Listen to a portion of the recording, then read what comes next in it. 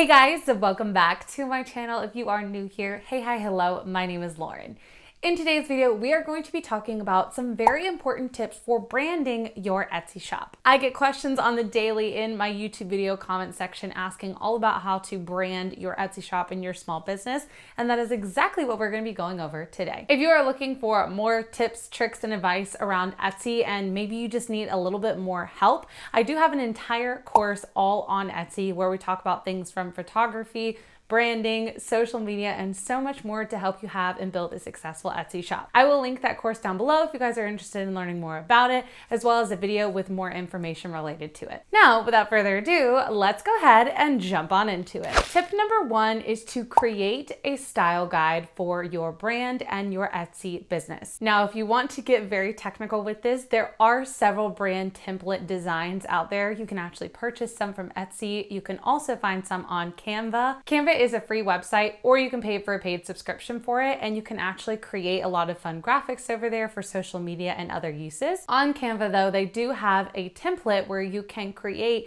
a brand style guide. Now this brand style guide is for you or anyone who works for your business to understand certain branding aspects of your Etsy shop. Things that you might include in this would be your signature colors, your logo, specific fonts that you use, any type of graphics or icons that are included in your different branding things. You could also include your cover photos or any social media brand or logo photos. And you can touch on things here such as product quality, customer service, or different ideas for how you want to respond to certain things in your business. Creating a style guide allows you to have a very cohesive brand across all of your boards.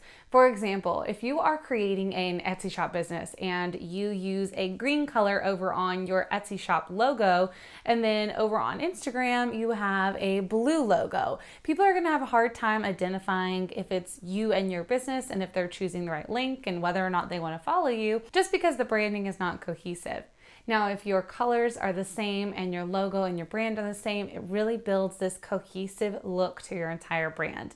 This also makes you look really professional, especially as an Etsy shop. Tip number two would be to invest in having a professional create a logo and a banner for your Etsy shop and or your website. You can actually find several people on Etsy who provide this service, or you could use a website like Fiverr or Upwork in order to find someone to create something for you. If you don't want to use those websites, there's also the option of finding someone through social media such as Instagram, YouTube, or TikTok, who then you can look at their past work and decide whether or not they're going to be best for you and your brand. I find that when you invest this type of money in your branding and your business, you're more likely to be successful in the future because you're committed to doing whatever it takes in order to make your brand successful. Now, if you can't actually afford to do this or afford to have someone do it for you, there are free options out there, as I mentioned before, such as Canva. Canva is a great website where you can create Etsy logos as well as banners, and you can kind of use those same colors and save those features so that you can refer back to them when you're creating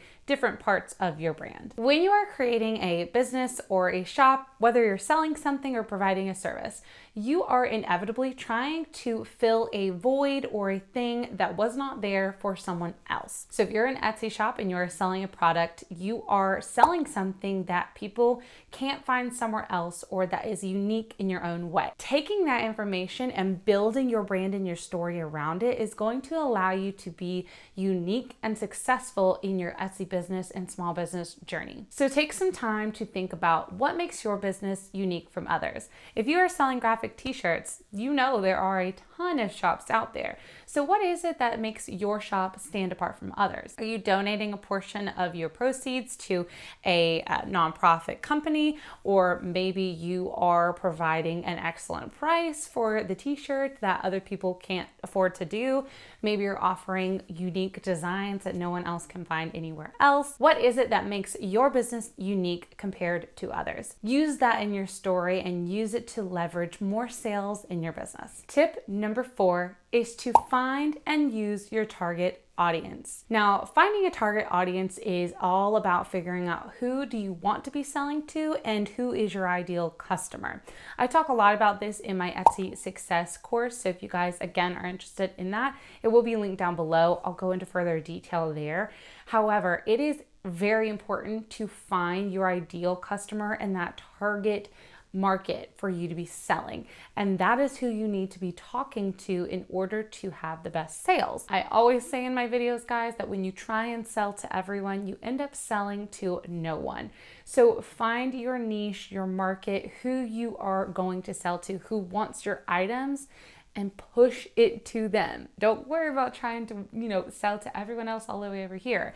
Focus on your market, and that is how you're going to make the best sales. Tip number 5 is, of course, to be consistent, my friends. Be consistent. If you are an Etsy shop and you are starting out, one of the number one things off the bat that people end up doing is they quit after a week or two of not seeing sales, or they work really hard for a couple months and then they just ghost and disappear. And I'm not saying I'm perfect. I have definitely done this in some of my businesses in the past, but the more consistent you can be with your business, the better, because it shows people that you are still there, you are professional, you're showing up, and you are committed to building a brand and a business. And that is what people want. Think about it. You trust big companies like Amazon because they have been around for years and they are consistent and they're not just disappearing overnight. Now, if you think about a shop that you may have purchased from in the past, if they were to just, up and disappear overnight, you'd be like, what happened? Like, I love this shop. I love this brand. I want to keep shopping there. And now they're just gone. It's the same way with your business. So